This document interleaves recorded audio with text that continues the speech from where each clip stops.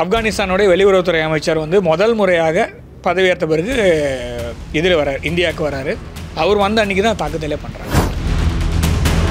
யூஎஸ்க்கு இந்த இடத்துல ஒரு பப்பட் இருக்குது, பாகிஸ்தான். ஸோ இதை வச்சுக்கிட்டு நீங்கள் பக்ராம் பேச நீ கொடுக்குறியா இல்லை நான் எடுத்துக்கிட்டுமான்ற கேள்வி எந்த தைரியத்தில் அவங்க கேட்குறாங்க. பாகிஸ்தான் ஆக்குபைட் காஷ்மீரை ஆப்கானிஸ்தான் இந்தியாவோட ஒருங்கிணைந்த பகுதின்னு அங்கீகரிச்சு. உங்கள் நாட்டில் மைனாரிட்டிஸ் எப்படி ட்ரீட் பண்ணுறீங்கன்னு எனக்கு தெரியாது. எங்கள் நாட்டில் பிரசிடென்ட் வரைக்கும் ஆயாச்சு. ஸோ அப்போனா பாகிஸ்தான் எதுக்காக ஆரம்பித்தது? இஸ்லாமியர்களுக்காக ஆரம்பித்தது. உங்களை விட சிறப்பாக எங்கள் ஊரில் இருக்காங்கன்னா நீ எதுக்காக இருக்கன்ற ஒரு கேள்வியை தான் இப்போ நான் வைக்கிறேன். பாகிஸ்தான் எதுக்காக இருக்கணும்? இந்த இஷ்யூ, இந்த டெல்லி இஷ்யூ தவிர்த்து நீங்கள் அடுத்து போகணுன்னு பார்த்தீங்கன்னா நீங்கள் பாகிஸ்தான் தொட்டுட்டீங்க. அது பாகிஸ்தான் தொடும்போது நம்ம பார்த்தது வந்து என்னென்னா, ஒரு கொஞ்ச நாளைக்கு முன்னாடி இந்த சென்ஸ் ஒரு வாரத்துக்குள்ளே பாகிஸ்தான் தாலிபான் ஆப்கானிஸ்தானுக்கு ஒரு பீஸ் டாக்ஸ் போச்சு. யாருக்குன்னா அவங்க பெரிய சண்டை நடந்து போர் பார்த்தோம், நடந்தது பார்த்தோம். அதில் வந்து டேமேஜஸ் வந்து எப்படி நடந்துச்சுன்னு பார்த்தோம். இந்த பீஸ் டாக்ஸ் நடக்காதது பாகிஸ்தானை வந்து இன்னும் எவ்வளோ வல்னரபுளாக நடக்கும்? ஆக்சுவலாக முத்தாக்கி அவர்கள், அதாவது ஆப்கானிஸ்தானுடைய வெளியுறவுத்துறை அமைச்சர் வந்து முதல் முறையாக பதவியேற்ற பிறகு இதில் வரார், இந்தியாவுக்கு வராரு. அவர் வந்த அன்றைக்கி தான் தாக்குதலே பண்ணுறாங்க. ஸோ இந்த டைமிங்கை தான் நீங்கள் பார்க்கணும். நான் வந்து முதல்ல அன்றைக்கே சொன்னதுன்னா இந்த டைமிங் வந்து பாருங்கள். ஏன்னா அவங்க Pakistan just want to have a like ஒரு ஒரு ஒரு அடையாளமாக இதை பண்ணும். நீ என்னை தாண்டி அங்கே போனீன்னா உனக்கு நான் இதை பண்ணுவேன்னு சொல்லிட்டு காபூல் மீதே தாக்குதல் பண்ணாங்க. பதில் தாக்குதல் ஆப்கானிஸ்தான் பண்ணாங்க. அதற்கு வந்து கத்தாரும் சவுதி அரேபியா வந்து போதும் இதை நிறுத்திக்கோங்கன்னு சொல்லி சொன்னாங்க. ஆப்கானிஸ்தான் சொன்னாங்க நாங்கள் வந்து எதுவும் பண்ணல, அவங்க தான் பண்ணியிருக்காங்க, அதை நிறுத்த சொல்லுங்கன்னு. பாகிஸ்தான் வந்து நம்மளுக்கு மாத்திரம் கெடுதல் பண்ணல, பாகிஸ்தான் சுற்றி இருக்கிற எல்லா நாடுக்கும் கெடுதல் பண்ணுது. உள்ளுக்குள்ளேயும் அது கெடுவான்னு கேட்டுன்னு நினைப்பான். இதை நம்ம போய் சொல்லி தரணும். ஸோ அதில் மிஸ் ஆனது தான் இஸ்லாமாபாத்தில் நேற்று வெடிச்சதுன்னு வச்சுப்போம். ஸோ ஈரானுக்கும் அவங்க கூட பிரச்சனை இருக்குது, ஆப்கானிஸ்தானோட அவங்க பிரச்சனை இருக்குது. இது எல்லாத்துக்கும் காரணம் என்னென்னு பார்த்தீங்கன்னா பிரிட்டிஷோடைய லைன், டுராண்ட் லைன் ஒரு லைன் இருக்குது. அந்த டுராண்ட் லைனை வந்து ஆப்கானிஸ்தான் ஆரம்பத்திலேருந்தே இதை ஒத்துக்க முடியாதுன்னு சொன்னாங்க. அப்போ வந்து பிரிட்டிஷ் இந்தியா, பாகிஸ்தான் தனி நாடு கிடையாது, நம்மளுடைய பார்டர், அதாவது இந்தியாவுக்கும் ஆப்கானிஸ்தானுக்குமான பார்டர், பிரிட்டிஷ் இந்தியாவுக்கும் ஆப்கானிஸ்தானுக்குமான பார்டர் வந்து டுராண்ட் லைன் இருந்தது.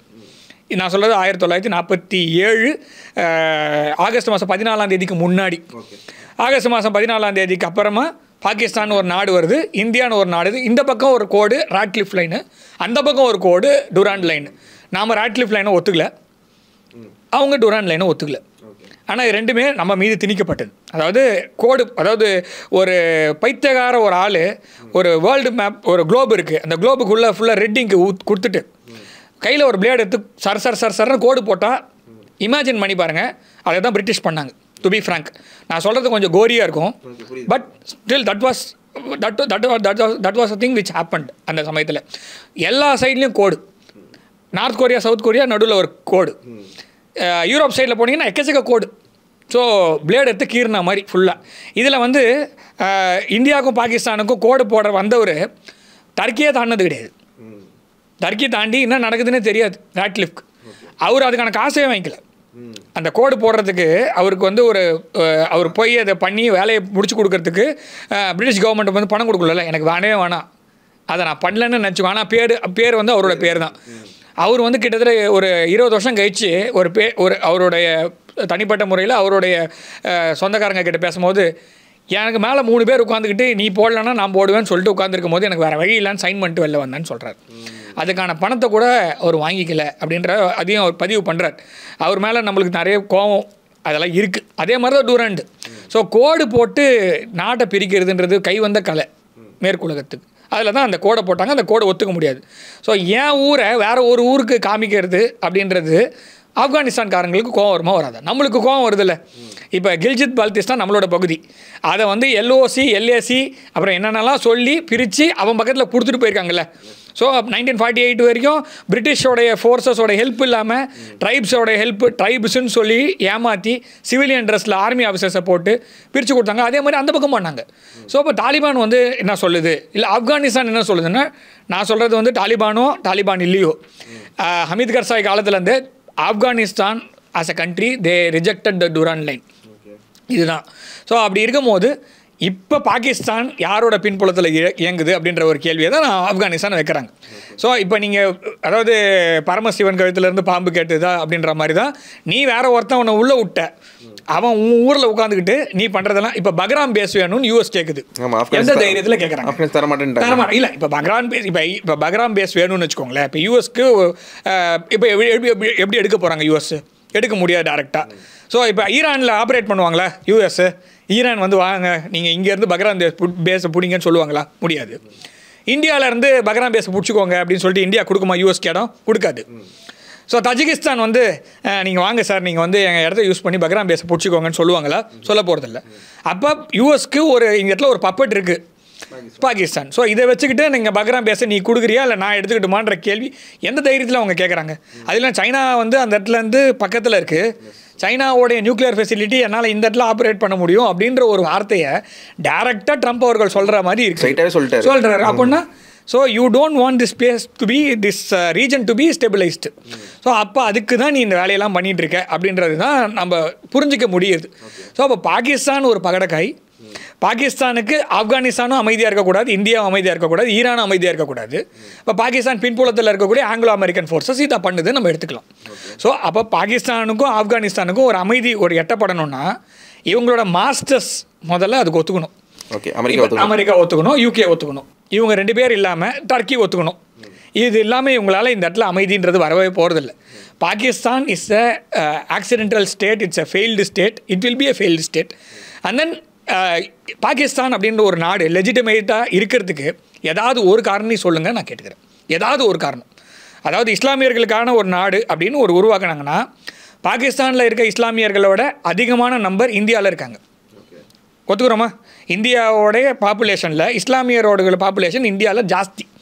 அதாவது 1947 அப்புறமா நீங்கள் தனியாக இஸ்லாமியர்களுக்குன்னு ஒரு நாடு அப்படின்னு க்ரியேட் பண்ண நாட்டில் உங்கள் நாட்டில் இருக்கக்கூடிய இஸ்லாமிய பாப்புலேஷனோட எங்கள் நாட்டில் இஸ்லாமிய பாப்புலேஷன் ஜாஸ்தியாக இருக்குது. உங்கள் நாட்டில் மைனாரிட்டிஸ் எப்படி ட்ரீட் பண்ணுறீங்கன்னு எனக்கு தெரியாது. எங்கள் நாட்டில் பிரசிடெண்ட் வரைக்கும் ஆயாச்சு. அதுலேயும் ஒரு முக்கியமான ஒரு அணு ஆயுத சோதனையோடைய தலைவராகவே ஒரு இஸ்லாமியர் இருந்துட்டார். இன்ஃபேக்ட் நீங்கள் பயப்படுற எல்லா விஷயமும் அவர் செஞ்சது தான். அப்துல் கலாம் சார் தான் சொல்கிறேன். ஸோ அப்படி இருக்கும்போது இந்த பொசிஷனில் இந்தியா ஓரளவுக்கு வந்துருச்சுல நல்லா. Despite all your masters problem நாங்கள் இதெல்லாம் தாண்டி வந்துட்டோம். உங்கள் ஊரில் இருக்கிற இஸ்லாமியரை நீங்கள் எப்படி பார்த்துக்கிறீங்க, எங்கள் ஊரில் இருக்கிறவங்க எப்படி இருக்காங்க, இதுதான் வித்தியாசம், ஃபண்டமெண்டல் டிஃப்ரென்ஸ். ஸோ அப்போனா பாகிஸ்தான் எதுக்காக ஆரம்பித்தது? இஸ்லாமியர்களுக்காக ஆரம்பித்தது. உங்களை விட சிறப்பாக எங்கள் ஊரில் இருக்காங்கன்னா நீ எதுக்காக இருக்கன்ற ஒரு கேள்வியை தான் இப்போ நான் வைக்கிறேன். பாகிஸ்தான் எதுக்காக இருக்கணும்? இப்போ இந்த ஆப்கானிஸ்தான் பஞ்சாயத்து ஒன்று, பலுச்சிஸ்தான் பஞ்சாயத்து ஒன்று, அந்த சிந்து தேஷ்ன்ற ஒரு பிரச்சனை ஒன்று, நிறைய விஷயங்கள் ஓடிட்டு இருக்கு. அதுதான் சொல்ல ஆக்சிடென்டல் கண்ட்ரி தான். இது வந்து எல்லாத்தையும் ஒண்ணா கையில் போட்டு இந்த பீஸ் டாக்ஸ் ஃபெயிலியர் ஆனதில் வந்து இந்தியாவுக்கான ஸ்கோப்பு, ப்ராஸ்பெக்ட், பெர்ஸ்பெக்டிவ் எப்படி சார் இருக்குது? இந்தியாவுக்கான பீஸ் இல்லை. பாகிஸ்தானை பொறுத்த வரைக்கும் பலுச்சிஸ்தான் பிகாஸ் இல்லை, ஏன்னா ஆப்கானிஸ்தானோட இந்தியா க்ளோஸாக இருக்காங்க. இந்த சென்ஸ் தாலிபானோட இந்தியா க்ளோஸாக இருக்காங்க. வந்து போனதுலேருந்து நம்மளுக்கு தெரிஞ்சிச்சு. இந்த பீஸ் டாக்ஸ் என்ன சொல்ற டீரைல் ஆனதில் வந்து இந்தியாவுக்கான பார்வைன்னு ஒன்று இருக்கும்ல. இந்தியாவுக்கான பார்வை, இந்தியா வந்து ஆப்கானிஸ்தானுக்கு கூட நிற்கிறோன்னு சொல்லியாச்சு. கண்டிப்பாக. அதாவது ஆப்கானிஸ்தானோடைய வெளியுறவுத்துறை அமைச்சர் சொன்னது என்னென்னா, நான் உன்னோட பார்டர் கண்ட்ரி. ஆப்கானிஸ்தான் இந்தியாவோட பார்டர் கண்ட்ரி எப்போ ஆகும் அப்படின்னா வக்கான் காரிடாரில் தான் நம்ம ஒன்றா சேர்றோம். வக்கான் காரிடார் எங்கே இருக்குன்னா கில்ஜித் பால்டிஸ்தான் பக்கத்தில் இருக்குது. ஸோ அது வந்து அப்போ பாகிஸ்தான் ஆக்குபைட் காஷ்மீரை ஆப்கானிஸ்தான் இந்தியாவோட ஒருங்கிணைந்த பகுதின்னு அங்கீகரிச்சிச்சு. அப்படின்னா அப்படி இருந்தால் மாத்திரம்தான் உங்களுக்கு வக்கான் காரிடார் வழி நம்ம உங்கள் பார்டர். ஸோ நம்ம வந்து இல்லைன்னா நம்ம கடல் வழியாக ஈரான் வழியாக போக வேண்டியது.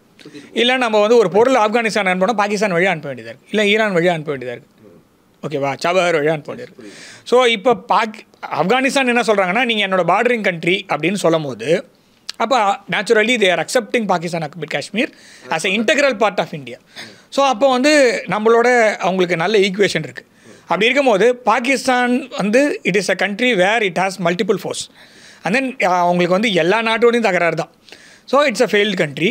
So it will cease to exist. அதாவது 4 போகிறதா 5 போதான்றதான் பார்க்கணும். இப்போ ஸோ இப்போ பலுச்சிஸ்தான் வந்து இந்தியாவோட சேர்றேன்னு சொன்னதுக்கப்புறமா இந்தியாவில் இருந்த தலைமை வந்து சில விஷயங்கள் மிஸ் பண்ணதுனால பலுச்சிஸ்தான் தனி நாடாக அங்கீகரிக்கப்பட்டது. அப்போ அது தனி கிங்டமாக இருந்தது. அதை வந்து முகமது அலி ஜின்னாவும் லியாக்கத் அலி கானும் போய் பிடிங்கிட்டு வந்துட்டாங்க. அது எக்ஸ்ட்ராவாக ஆட் ஆகிடுச்சு. கிட்டத்தட்ட 40% பாகிஸ்தானில் லேண்ட் மாஸ் பலுச்சிஸ்தானில் மாத்திரம் இருக்குது. ஸோ அந்த லேண்ட் மாஸ் அவங்க தனியாக போகுதுன்னு வச்சுக்கோங்களேன். அப்போ பாகிஸ்தான் என்ன ஆகும்? முதல்ல நீங்கள் சைனா பாகிஸ்தான் எக்கனாமிக் காரிடார், அது மூலமாக இன்வெஸ்ட்மெண்ட்டு, இது எல்லாமே வர்றதுக்கான காரணம் பலூச்சிஸ்தான் தான். ஸோ அது கட் ஆகுதுன்னு வச்சுக்கோங்க, ஒன்றும் பண்ண முடியாது. ஸோ அது தனி. Next north west frontier province இருக்குது, கைபர் பக்துன்வா, இவங்களாம் பஷ்டூன் ஸ்பீக்கிங் பீப்புள். ஸோ இவங்கெல்லாம் ஆப்கானிஸ்தான் பக்கத்தில் சேர்றதுக்கு ரெடியாக இருக்காங்க. ஸோ அதுவும் போயிடுச்சுன்னு வச்சுக்கோங்களேன். பஞ்சாபில் ஒரு சின்ன பகுதியும் சிந்தில் ஒரு பகுதியும் மாத்திரம் தான் இவங்ககிட்ட இருக்குமே தவிர சிந்து தேசம் தனியாக பிரிஞ்சு போயிடுவாங்க. கில்ஜித் நம்மளோடது. அப்போ பாகிஸ்தான் இட்ஸ் ஒரு ராவல்பிண்டியிலேருந்து இஸ்லாமாபாத் வரைக்கும் இருக்கக்கூடிய ஒரு சில பகுதிகளை வந்து பாகிஸ்தான் ஒரு தனி நாடாக வேணால் அறிவிச்சிக்கலாமே தவிர மற்றபடி பாகிஸ்தான் இருப்பதற்கான அதோட அடிப்படை எதுக்கு தேவைன்னு ஒன்று இருக்குல்ல. இப்போ ஒரு தேவை இருந்தால் தானே ஒரு நாடு இருக்க முடியும். ஸோ இப்போ இந்தியா இருக்குன்னா இந்தியாவோட தேவைன்றது நாம் சொல்ல வேண்டாம், அமெரிக்காவும் சொல்லும், சைனாவும் சொல்லும், உலகத்தில் இருக்க எல்லா நாடுமே சொல்லும். ஏன் இந்தியாவாக இருக்கணும், ஏன் இந்தியா இந்த நாடு ஸ்ட்ராங்காக இருக்கணும்னு சொல்லுவாங்க. ஸோ அமெரிக்காவை பொறுத்த வரைக்கும் சைனா கவுண்டர் பண்ணுறதுக்கு ஸ்ட்ராங் இந்தியா வேணும், சைனாவை பொறுத்த வரைக்கும் அமெரிக்காவை கவுண்டர் பண்ணுறதுக்கு ஸ்ட்ராங் இந்தியா வேணும்னு சொல்லுவாங்க. இப்போ இனிமேல் அடுத்தது ரஷ்யாவை பொறுத்த வரைக்கும் நட்பு நாடு. 1947 ஆகஸ்ட் 15 முன்னாடியே ரஷ்யா ஹஸ் எஸ்டாப்ளிஷ்ட் இங்கே வந்து இது எம்பசி வந்து கிரியேட் பண்ணி வச்சுருக்காங்க. ஸோ அப்படி இருக்கும்போது இந்தியா இருக்கிறதுக்கான நிறைய காரணிகள் இருக்குது. நான் சொன்ன பாயிண்ட்ஸ் எல்லாம் எடுத்து பார்த்தீங்கன்னா பாகிஸ்தான் இருக்கிறதுக்கான காரணமே இல்லை. அப்படின்னும் போது பீஸாக போகிறது தான் அந்த நாட்டோடைய ஒரு இப்போ ஃபைனலாக வந்து இப்போ இந்த பீஸ் டாக்ஸ் ஒழுங்காக நடக்கலை. பிஓகேயில் நடக்கும்போது பார்த்திங்கன்னா ஒரு பீஸ் டாக்ஸ் நடந்துச்சு, இருந்தாலுமே வந்து அங்கே அண்டர்ஸ்ட் தொடர்ந்து தான் இருக்குது. இந்த சென்ஸ் வந்து ஒரு பேச்சுவார்த்தை நடந்தாலுமே வந்து எப்போ என்னன்னு சொல்லிட்டு ஒரு விஷயம் நடந்து தான் இருக்குது. என்ன இப்போ பாகிஸ்தானோட ஃபியூச்சர் நினைக்கிறீங்க சார்? ஃபைனலி பாகிஸ்தான் வந்து கொடுக்க வேண்டிய இடத்த கொடுத்துட்டாங்கன்னா இப்போதைக்கு தடுத்து நிறுத்த முடியும். பாகிஸ்தான் வந்து இந்தியாவை பகைச்சிக்கிட்டு இனிமேல் இந்த கேம் ஆட முடியாது. அதே மாதிரி இந்தியாவுக்குள்ளே இருக்கிற நீங்கள் அந்த ஜின்னாவோட வசனமோ லியாக்கத் அலிகானோட வசனமோலாம் இன்றைக்கி பேசிட்டுலாம் இருக்க முடியாது. 1-2 இன்சிடெண்ட்டை வச்சு மொத்தமும் நம்ம வந்து இந்தியா வந்து இந்த மாதிரி அப்படின்னு சொல்லி கட்ட முடியாது, இதுவும் பண்ண முடியாது. அதாவது இது வந்து ஹோம் க்ரோன் அப்படின்ற மாதிரிலாம் சொல்ல முடியாது. இதுக்கான கயிறு வந்து சிக்கலில் இருக்குது. கயிறோட ஒரு எண்டு நம்மளுக்கு கிடச்சிச்சு. 2-3 நாளில் அந்த சிக்கு விடுபட்டுரும். அதுக்கப்புறமா இந்த சிக்கு அந்த மொனை எந்த பக்கத்தில் இருக்குன்னு கண்டுபிடிச்சிருவோம். அதுக்கப்புறமா பாகிஸ்தான் தான் காரணம் இல்லை பங்களாதேஷ் தான் காரணம்னா அதற்கான பதிலடி கண்டிப்பாக இருக்கும். இந்த பகுதியில் திருப்பி இன்னொரு ஆப்ரேஷன் சிந்தூரை பாகிஸ்தான் தாங்குமானா தெரியாது, வாங்க முடியாது. இன்னொன்று மேற்கு உலகத்துக்கு உக்ரைனில் வந்து செம்மையாக தோற்றுக்கிட்டு இருக்காங்க. உக்ரைனில் it is done, Ukraine is lost to be frank. So காசாலையும் தெரிஞ்சு போச்சு. இதுக்கு மேலே வந்து நீங்கள் அதை ரெண்டுத்தையும் உருட்டிகிட்டு இருக்க முடியாது. எனக்கு தெரிஞ்ச வரைக்கும் 70 வருஷமாக உருட்டின பிரச்சனை எல்லாம் ஒன்று ஒன்றா முடிவுக்கு வருது. ஸோ இப்போ 80 வருஷமாக இருக்கக்கூடிய பிரச்சனை முடிவுக்கு வரணும் அப்படின்ற ஒரு பாயிண்டில் பாகிஸ்தான் நான் சொன்ன மாதிரி ஒரு 4ஆவோ 5ஆவோ போனால் தான் முடியும்னா அவங்களுக்கு ஏன்னா இதுக்கு மேலே அவங்களால பார்த்துக்க முடியல. பலூச்சிஸ்தான் பீப்புள் சொல்கிறாங்க எங்களை அவங்க சரியாகவே கவனிக்கல. காஷ்மீர் மக்கள் சொல்கிற Pakistan occupied Kashmir they are unlawfully held, அதாவது ஹாஸ்டேஜஸ்ன்னு தான் சொல்லுவேன். பிணைய கைதிகளாக 80 வருடமாக பிடித்து வைத்திருக்கிறது பாகிஸ்தான். இப்படி தான் நம்ம பார்க்கணுமே தவிர அவங்கள மீட்டெடுப்பது எப்படி அப்படின்றது, அவங்களுக்கான வாழ்வு எப்படி இருக்கணும். என்னோட பார்டர் மாத்திரம் இல்லை, அங்கே இருக்கக்கூடிய மக்களோட வாழ்வும் இருக்கு இல்லையா. ஸோ அதையும் நம்ம பார்த்து தான் ஆகணும். ஸோ அதையும் சேர்த்து நம்ம நகர்த்தி கொண்டு போனோம்னா பாகிஸ்தான் மஸ்ட் கோ. ஆக்சுவலாக பாகிஸ்தான் அப்போவே அது வந்து ஒரு it was created by western forces. எதுக்காகனா இந்தியா ஒரு தனி நாடாக ஆகும்போது நம்மளுக்குன்னு ஒரு இடம் வேணும். ஸோ இப்போ வெஸ்டர்ன் கண்ட்ரிஸ் எல்லாமே போகும்போது இந்த மாதிரி ஒரு இம்பீரியலிசம் முடியும் போது ஒவ்வொரு இடத்துல ஒரு ப்ராப்ளம் விட்டுட்டு போவாங்க. நீங்கள் அர்ஜென்டினா பக்கத்தில் ஃபாக்லாண்ட் ஐலண்ட்ஸு, சைனா பக்கத்தில் Taiwan, north and south Korea, ஜப்பானுக்குள்ள அரசியல் அமைப்புலேயே பிரச்சனை. ஓகேவா, ஜப்பான் இஸ் அ வெசல், அப்படி தான் போயின்னு இருக்கு. இட்ஸ் நாட் ஜெர்மனியில் ஈஸ்ட் ஜெர்மனி வெஸ்ட் ஜெர்மனி இப்போ போன பிறகும் யாரோட கண்ட்ரோலில் இருக்குன்னே தெரியாது. So India Pakistan. ஸோ நீங்கள் எங்கே போனீங்கனாலும் உள்ளுக்குள்ளே ஒரு பிரச்சனையை வச்சுட்டு அந்த பிரச்சனையில் குளிர் காயறது தான் இவங்களோட வேலையாக இருக்குமே தவிர Pakistan is a illegitimate country born between like multiple countries. அப்படி தான் அவங்களோட தேவைக்காக இந்த இடத்துல வச்சுருக்காங்க. இது உபயோகப்பட போகிறது இல்லை. இது நிறைய செலவு தான் கொடுக்கும். அப்படின்னா மேற்குலகம் கைட்டி விட்டதுன்னா பாகிஸ்தான் இருப்பதற்கான அந்த வேலையே இருக்காது. நான் சொன்ன மாதிரி 4 பைசா 5 பைசா போகிறதுக்கான வாய்ப்பு தான் ஜாஸ்தி. சரி சார், பார்ப்போம். நன்றி. அடுத்த இன்டர்வியூவில் பார்ப்போம் sir. Thank you sir. Subscribe to One India and never miss an update.